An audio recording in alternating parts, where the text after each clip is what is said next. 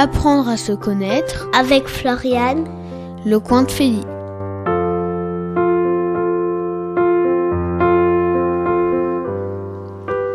Bonjour à tous et bonjour Élodie. Bonjour. Alors Élodie, je te reçois aujourd'hui. Est-ce que tu peux nous dire quel est ton métier ? Je suis médiatrice culturelle dans une ville, donc je travaille au service culturel en lien avec les associations et puis aussi en charge du patrimoine. C'est ça, le patrimoine. Et c'est là où on s'est connus, notamment dans une journée du patrimoine, où je t'ai connue parce que tu parlais avec passion et tu parles avec passion du Moyen-Âge. Et en fait, si j'ai souhaité te faire intervenir dans cette émission, c'est que apprendre à se connaître, c'est aussi une histoire. On fait partie d'un patrimoine, quel qu'il soit, et que le Moyen-Âge parle beaucoup de ça.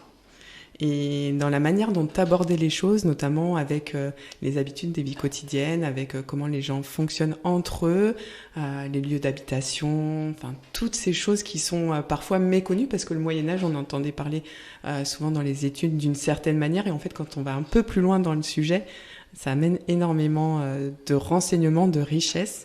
Et c'est pour ça que j'ai souhaité que tu viennes aujourd'hui. Avant, j'aimerais savoir qui tu es, si tu devais te définir. Oh, c'est difficile. C'est ça, c'est une vaste question, vaste réponse. Qui je suis Eh bien, en lien avec le sujet, voilà, je vais dire que je suis quelqu'un de passionné par l'histoire depuis toute petite et particulièrement par le Moyen-Âge. Cette période, comme tu le disais, très, très méconnue, ou en tout cas connue pas forcément pour ses bons aspects, et qui au final, quand on apprend à la connaître, se révèle une période passionnante, extrêmement riche, avec tout un univers à découvrir. Oui.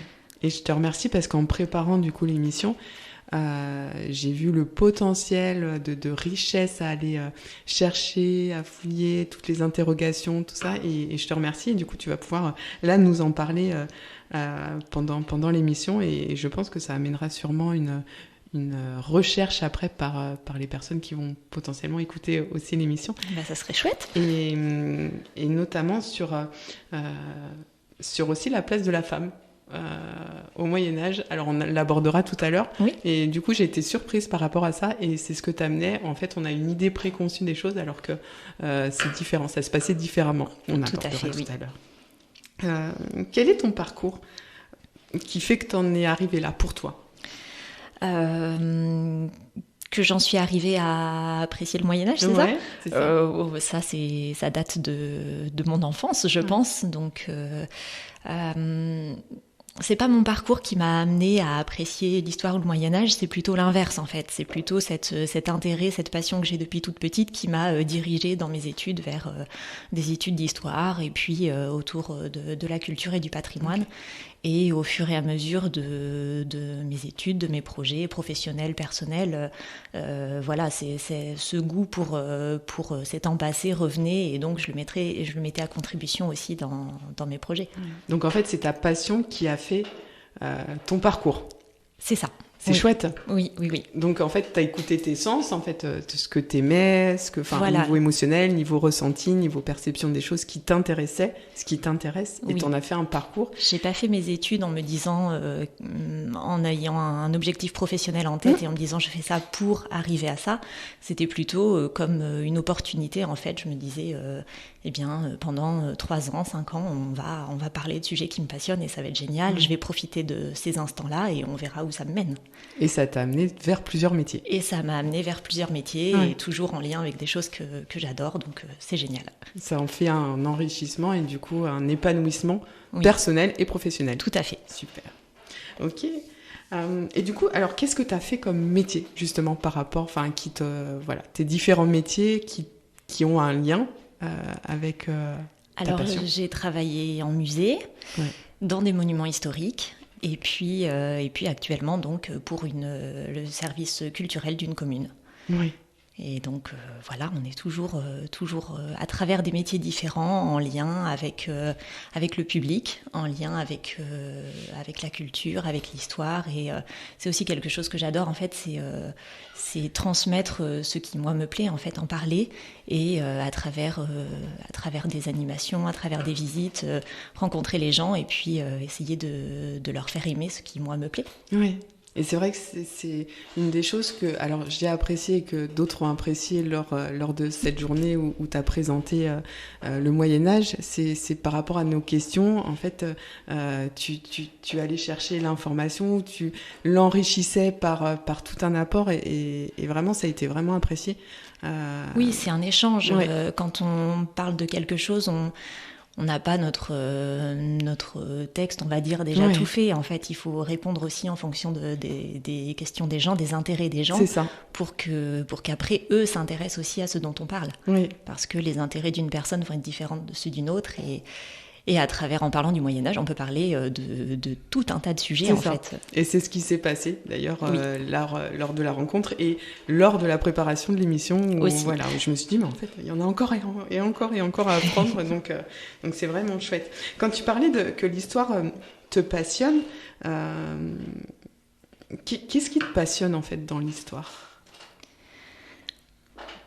C'est difficile à dire parce que c'est pas quelque chose de très rationnel, je pense. C'est un goût, une appétence pour ces temps passés, de voir que à différentes époques, les gens ont vécu de façon tellement différente de nous, avec des codes, des mentalités loin des nôtres, et pourtant, à chaque fois, on a des choses essentielles qui reviennent, et au final, on peut se sentir très proche de ces personnes qui vivaient dans des réalités très loin des nôtres.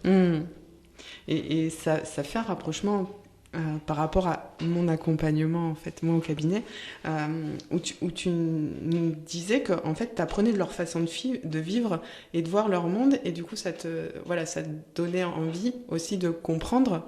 Et c'est un peu ce qui se passe, moi, dans mes accompagnements, c'est-à-dire que chacun est différent. Chacun a sa manière de vivre, chacun a sa manière de voir le monde, et qu'est-ce qu'on fait avec ça pour pouvoir améliorer les choses, pour pouvoir en prendre la graine, parce que c'est ce qui fait leur histoire, leur patrimoine, leur culture, et comment ils peuvent avancer là-dedans. Et je trouve que ça répondait vraiment à ce que tu disais sur le fait que d'apprendre la façon de vivre du Moyen-Âge, comment ils fonctionnaient avec peu de choses, en fait, et nous, comment on peut s'en servir maintenant dans différents domaines. Oui, parce qu'on voit que leur façon de penser, leur façon de vivre était différente des nôtres. Et plus on apprend à les connaître, plus on se sent proche de ces personnes-là, et plus on a envie d'aller plus loin, de les comprendre, sans caler sur une époque qui n'a rien à voir avec la nôtre, nos codes de pensée, nos valeurs, nos façons d'agir, qui ne sont pas les leurs, en fait. Donc il faut vraiment se détacher de ce qu'on pense nous et essayer de voir comment eux pensaient. Et donc c'est des choses très, très intéressantes. En fait, on découvre des personnes, on découvre des peuples. Oui. Et voilà, comme tu disais, parfois on se dit ah tiens, ils faisaient ça à l'époque, peut-être que je peux tenter aussi. Oui, ça peut être sympa. Ça peut être sympa. Et en fait, et ce que tu notais, c'est qu'on est les héritiers de toute cette histoire. Tout à fait, oui, parce que dans nos connaissances, dans nos savoirs, dans même nos objets du quotidien, nos expressions, il y a des choses qui viennent directement de ces époques passées, et donc parfois on lit quelque chose et on dit ah bah tiens, ça j'en avais déjà entendu parler, donc ça vient de là, et puis on comprend l'histoire de choses de notre quotidien aussi. D'objets, c'est vraiment ça. Enfin, et puis s'inspirer de ses pratiques et de ses savoirs aussi, parce qu'effectivement quand t'expliquais au niveau des plantes, par exemple, comment ils les utilisaient, en fait, il y a ça. C'est ok, mais comment je peux faire moi maintenant avec. Oui. Et ça, c'est pas que en lien avec le Moyen-Âge. Non. Enfin, l'héritage de nos grands-mères, il est là, en fait. Moi, ma grand-mère, elle se soignait aussi avec les plantes, et dans le jardin, elle me disait ça sert à ça sert à ça. Et puis voilà. Et puis en effet, alors bien sûr, tout dépend de l'affection qu'on a, mais au final, pour les petits bobos du quotidien, on peut très bien se soigner avec son jardin. D'où l'héritage, que ta grand-mère potentiellement tenait ça d'un héritage, d'où l'importance de comprendre et de connaître d'où on vient, effectivement. Et tu as parlé un petit peu d'antiquité. Oui. Et qu'est-ce qui te plaisait là-dedans par rapport à l'Antiquité ?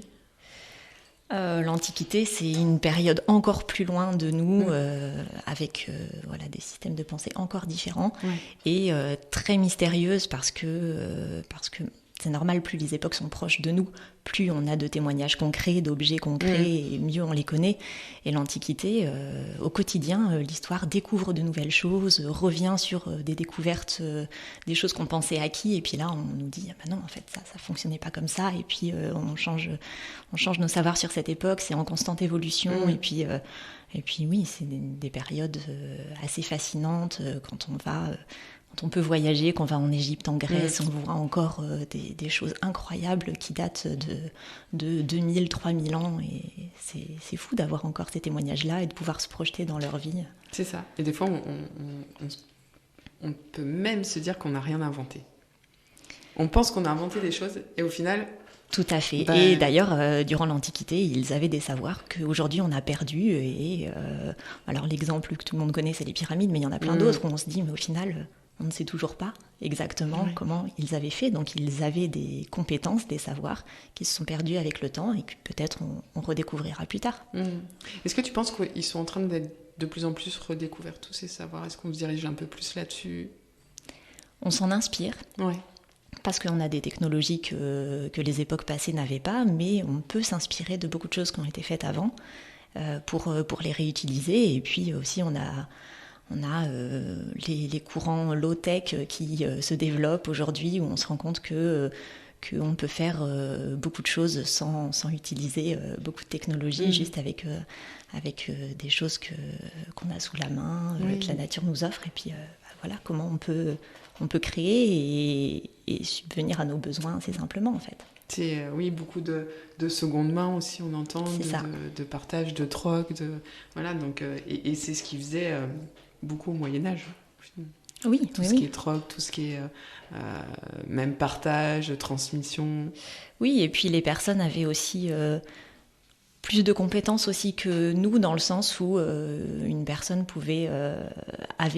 savait faire plein de choses pour répondre à ses besoins et à ceux de sa famille, alors qu'aujourd'hui, nous, on est très catégorisés. On va être un expert dans notre domaine, mais savoir très peu de choses sur tout le reste, et puis aller s'adresser à la personne qu'il faut pour telle ou telle chose de notre vie quotidienne, alors que autrefois, on savait... alors ça dépend de qui on était dans la société, bien sûr, mais on avait des compétences pour se soigner, peut-être pour se construire une maison, pour se nourrir, pour élever, pour cultiver, etc. Et donc, il y a de plus en plus, il y a eu de plus en plus de notions de dépendance du fait d'avoir qu'un seul métier, d'avoir qu'un seul savoir-faire, et du coup créer de la dépendance plus notamment qu'avant. Oui, alors avant on avait aussi quand même des métiers, des réseaux, et puis on avait aussi des professionnels spécialisés dans leur domaine. Mais on avait quand même un champ de savoir-faire plus large. Oui. Plus large que maintenant. Et plus on remonte dans le temps, plus c'était le cas. Et si on remonte jusqu'à la préhistoire, c'était aussi énormément le cas où les personnes... devaient gérer leur quotidien sur tous les aspects, en fait, et savoir faire beaucoup.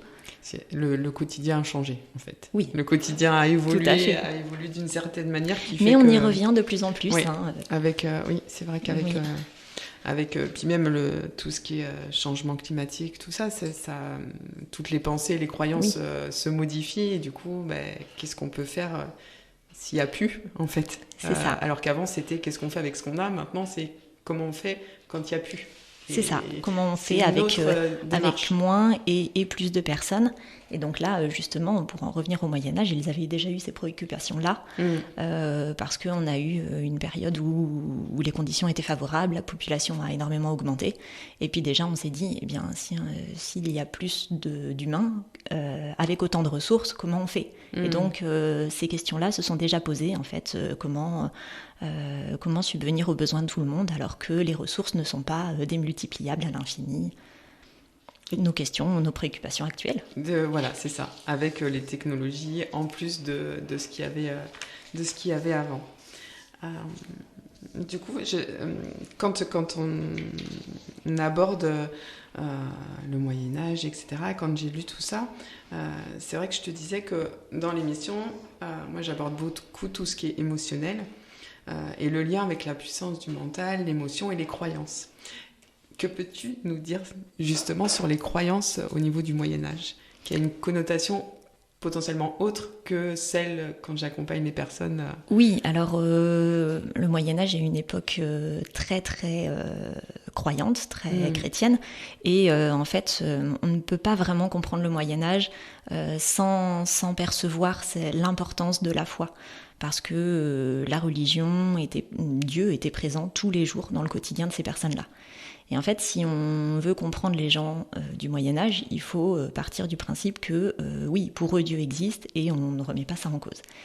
Et toute leur mentalité, toutes leurs actions, leur façon de compter le temps, le rythme dans l'année, mais aussi dans la journée, le pourquoi de leurs actions ou pourquoi ils ne font pas certaines choses, tout est lié à ça, à cette vision du monde. Donc, il faut vraiment l'avoir. Et puis après... c'est aussi une époque assez manichéenne, on a le bien, on a le mal, et il faut bien se placer.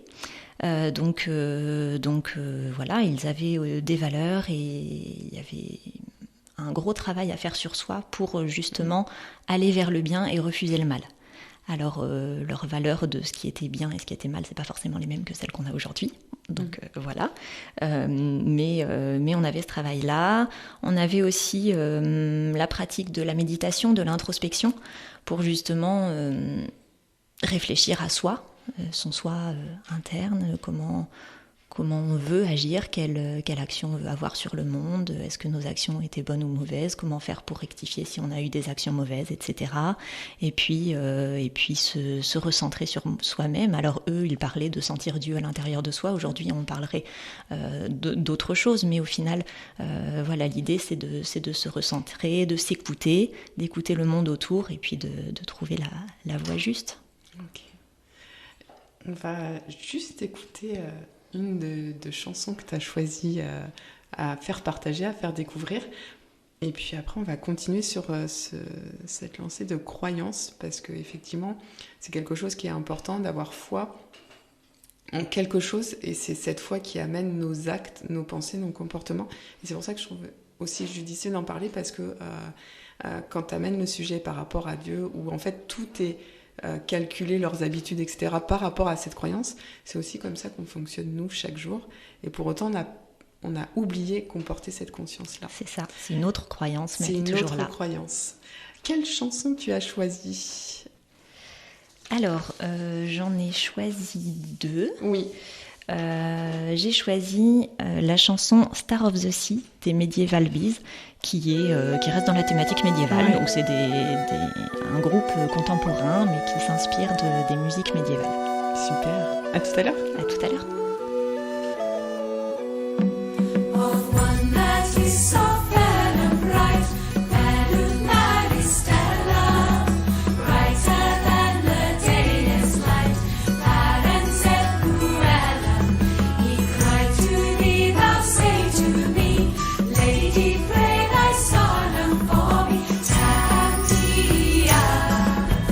That in mortal come to thee, Maria.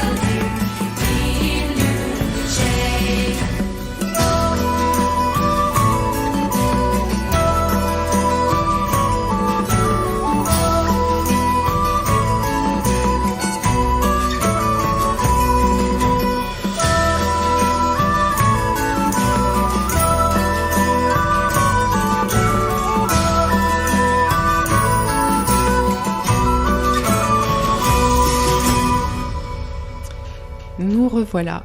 Rebonjour Élodie. Bonjour Floriane. On va continuer. Alors merci pour ce partage de cette magnifique chanson que je découvre aussi, donc c'est chouette.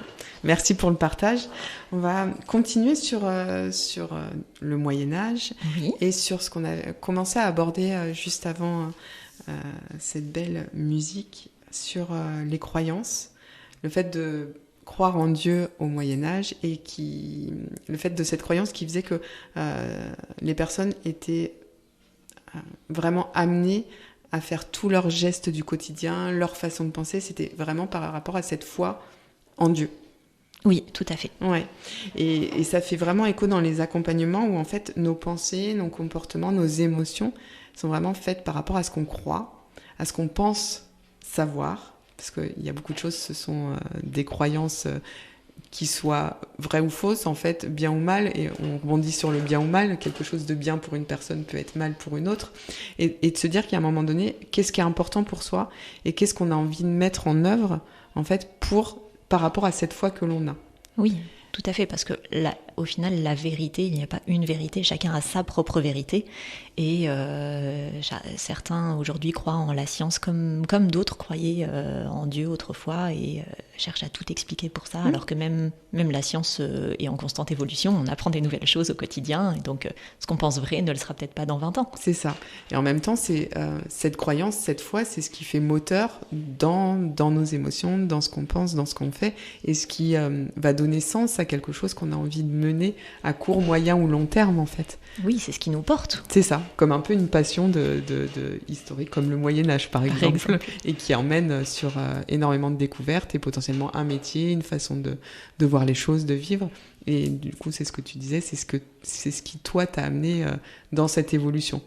Oui, la vie nous guide aussi en fonction de nos envies, de nos choix. Des fois, on lance des billes et puis on voit le retour qu'on en a.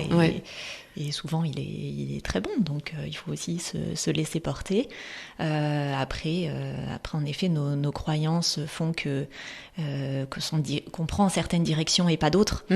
Et il est important aussi pour chacun de connaître ses croyances, sa foi, ses envies, et puis aussi croire en soi. C'est ça. Et c'est important aussi de se dire que, au vu de l'évolution de la vie, on peut changer de croyance et ça n'enlève pas qui on est. Et ça, c'est vraiment important, c'est-à-dire qu'une croyance peut être moteur et on peut changer de croyance à n'importe quel moment de la vie parce qu'on estime que celle qu'on croyait peut-être potentiellement avant, notamment alors je rebondis sur les croyances de je suis nul ou je suis incapable ou les choses comme ça, de se dire qu'à un moment donné, maintenant, en fait, je suis capable, je peux y arriver et de se dire que cette croyance qui est modifiée va permettre de planter d'autres graines et du coup d'évoluer vers autre chose. Oui, on évolue tous au cours de notre vie, on rencontre des gens et puis on lit des choses, on entend des choses aussi qui font que notre perception du monde évolue. Et c'est important, bien sûr qu'on ne reste pas figé et puis qu'on puisse se construire et grandir aussi par ça. Et le fait justement de s'enrichir et de se cultiver sur différentes façons de vivre, qu'elles soient d'époque Moyen-Âge ou voilà, ça permet d'avoir une ouverture d'esprit qui fait que, en fait, j'ai le choix de choisir en quoi je veux croire. Tout à fait. Parce que plus il y a une richesse d'apprentissage, plus il y a une richesse d'ouverture du monde, c'est ok, à quoi j'ai envie de croire parce que moi, c'est bon pour moi. Oui, et puis à notre époque, avec Internet, on a au final une ouverture sur des tas et des tas de possibilités qu'il n'avait pas au Moyen-Âge, justement. Le choix de croyances était assez limité. Et aujourd'hui, on a des mondes qui s'ouvrent devant nous et chacun peut choisir les croyances qui lui correspondent le mieux. D'où ce qui amène aussi parfois dans des extrêmes des confusions parce qu'il y a énormément de croyances qui peuvent perturber notamment les adolescents qui sont en pleine recherche à quoi je veux croire, à quoi, et on l'a vu, je fais un petit peu un rebond sur le Covid qui a amené en quoi je crois en fait, parce que je pensais que c'était comme ça, et il y a beaucoup d'adolescents qui ont été en perte de croyance, en perte de sens. Et donc c'est important de se recentrer, ok, qu'est-ce qui est important pour moi et en quoi j'ai envie de croire et en quoi je crois dans ce monde dont beaucoup de personnes maintenant se tournent vers beaucoup l'écologie, etc. et tout ce qui est climatique parce que voilà, ça a ouvert d'autres sens, d'autres quêtes de croyances. Aussi, oui, d'autres priorités et puis d'autres envies d'agir pour soi, pour les autres, pour le monde. C'est ça. Et je rebondis tout à l'heure, tu parlais de méditation, d'introspection, où au Moyen-Âge, il faisait beaucoup ça. Et je pense qu'il y a une période où nous, on l'a perdu et qui est en train de revenir. Et je rebondis sur le sur le fait de la méditation où en fait on pense que méditer c'est fermer les yeux et on a souvent cette notion-là. Et c'est pas que ça méditer. Méditer c'est aussi à travers le jardinage, à travers le dessin, ça ouvre à une méditation et une ouverture.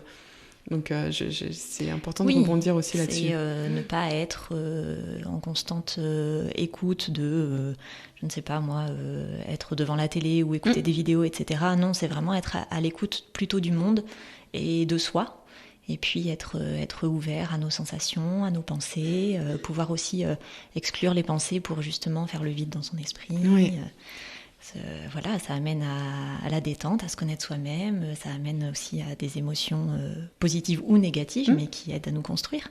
Et alors au Moyen-Âge, ils ne parlaient pas forcément de méditation, mais c'était des pratiques de prière qui au final revenaient à nos pratiques de méditation.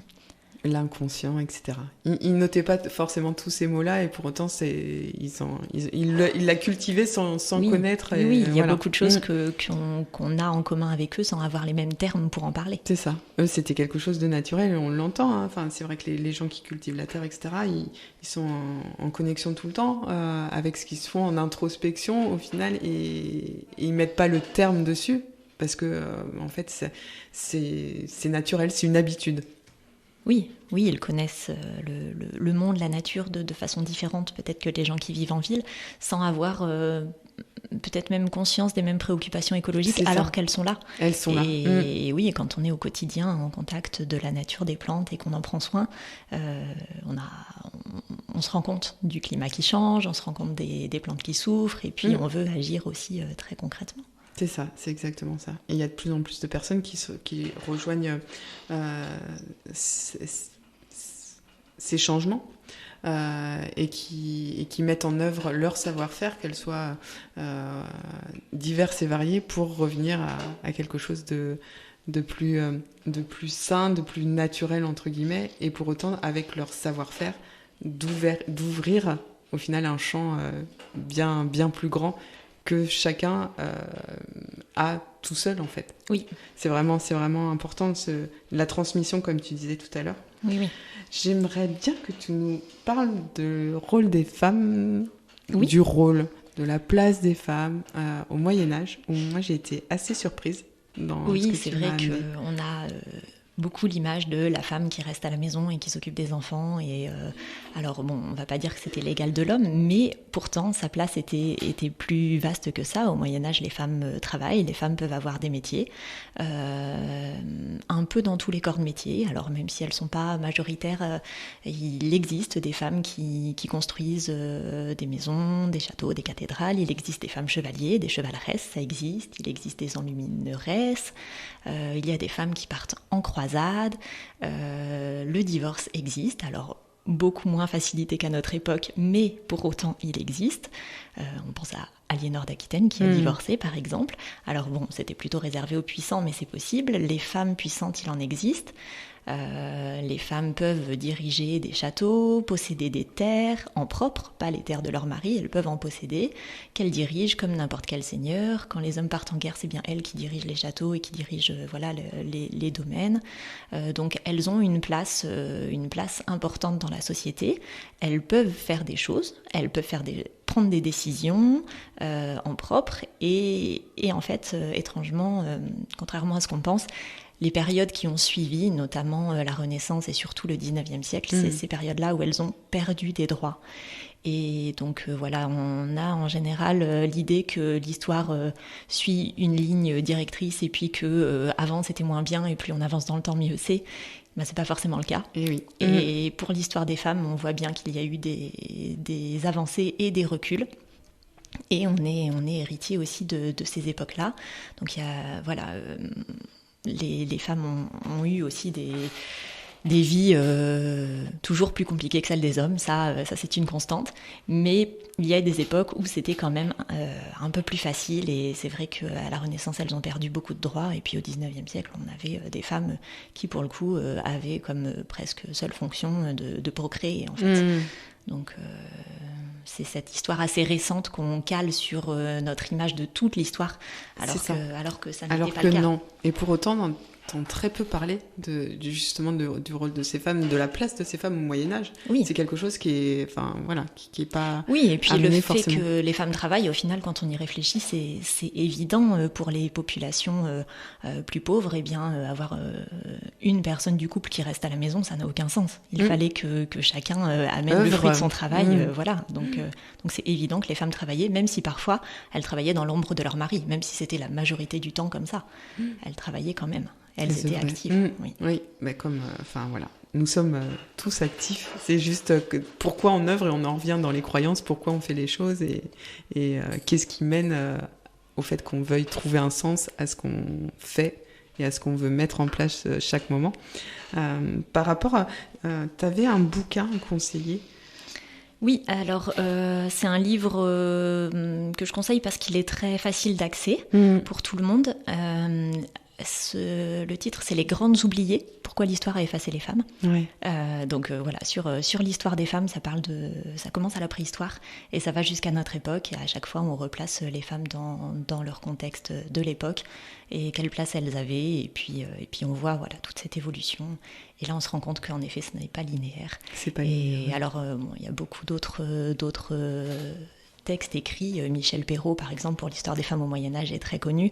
Mais pour le grand public qui nous écoute, pour les gens pas forcément passionnés d'histoire, je conseillerais plutôt Les Grandes Oubliées, où vraiment c'est un livre accessible à tout le monde et agréable à lire. Déjà, le titre parle de lui-même, au final, parce qu'on les a oubliées alors que voilà, elles ont fait plein de choses, et la référence avec Aliénor, effectivement, est plus que bénéfique et plus qu'un apport. Mais alors Aliénor, c'est l'exemple parfait. C'est une femme qui a possédé elle-même un tiers de la France.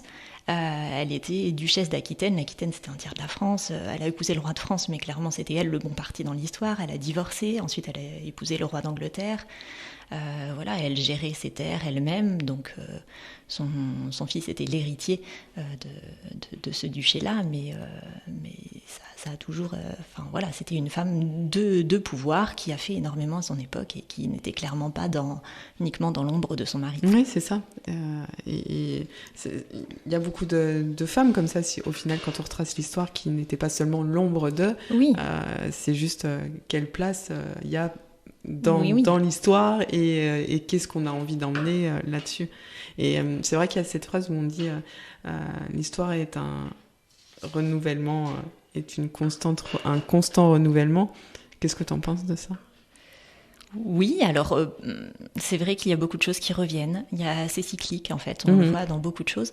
Après, en effet, on a aujourd'hui notre époque, je pense qu'elle est assez incomparable avec beaucoup du passé, parce que on vit des changements, des transitions qui n'ont eu nul précédent en fait, de par les nouvelles technologies surtout, qui fait que on ne sait pas trop où on va. On a vraiment une révolution à grande ampleur mondiale de l'histoire de l'humanité. Et pour autant, dans notre quotidien, dans les choses qu'on vit, dans nos pensées, etc., eh bien, il y a des choses qui reviennent. De notre histoire, de notre culture, de notre patrimoine et par conséquent du Moyen-Âge. C'est ça, et connaître l'histoire fait qu'on peut comprendre aussi un peu plus notre époque, et puis on peut aussi avoir parfois des alertes sur attention, là on fait ça comme ça, oui, mais on peut apprendre de l'histoire aussi pour voir les erreurs qui ont été faites et pas les reproduire. En fait, pas forcément regarder que le positif, regarder que le négatif pour justement, pour éviter que ça revienne en négatif. Oui, il n'est même pas question de positif et de négatif en fait, il faut vraiment essayer d'être objectif, de constater et surtout de ne pas juger, parce qu'on ne peut pas juger des gens qui ont vécu il y a très longtemps, qui de toute façon n'avaient pas du tout les mêmes mentalités que nous, et puis ça sert à rien. Pour les comprendre, ça ne sert absolument à rien. En fait, c'est juste de savoir comment ils ont réagi par rapport à ce qui nous potentiellement peut arriver et qui ont fait qu'ils s'en sont sortis. Oui, ou pas. Ou pas, c'est ça. Et justement remédier à le ou pas pour pouvoir en sortir de par certaines choses. Oui. Donc c'est vraiment, vraiment intéressant, et même plus que ça, d'aller d'aller comprendre ce qui s'est passé pour eux, pour en faire quelque chose pour potentiellement l'avenir. C'est ça, oui. Je te remercie beaucoup, Élodie. Merci à toi de m'avoir invitée. La chanson que tu as choisie en dernier, c'est laquelle que tu souhaites faire partager? Oui, c'est Love de Nat King Cole, qui est la chanson de mon mariage qui vient juste d'avoir lieu. Et donc, c'est important pour moi de le partager aussi. Eh ben, merci pour ce partage parce que c'est une très belle chanson. Je te remercie beaucoup. Merci. Et à bientôt. À bientôt. L is for the way you look at me. O is for the only one I see. V is very, very extraordinary. E is even more than anyone that you adore can love, is all that I can give to you. Love is more than just a game for two. Two in love can make it. Take my heart and please don't break it. Love was made for me and you.